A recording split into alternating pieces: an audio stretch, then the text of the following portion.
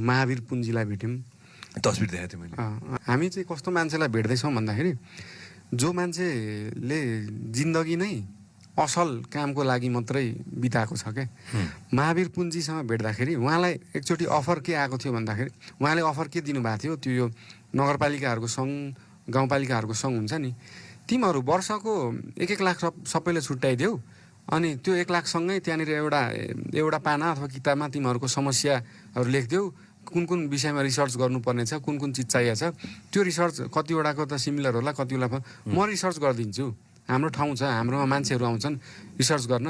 त्यो त 1 लाख नगरपालिका गाउँपालिकाको लागि महिनाको 1 लाख कुनै ठुलो कुरा होइन।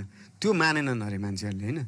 त्यो नमान्ने भनेपछि हामी जुन इनोभेसन भन्छौँ नि, हामी एउटा आफैले रिसर्च गर्नुपर्छ, हाम्रो समस्याको समाधान हामीले आफैले निकाल्नुपर्छ भन्ने कुरा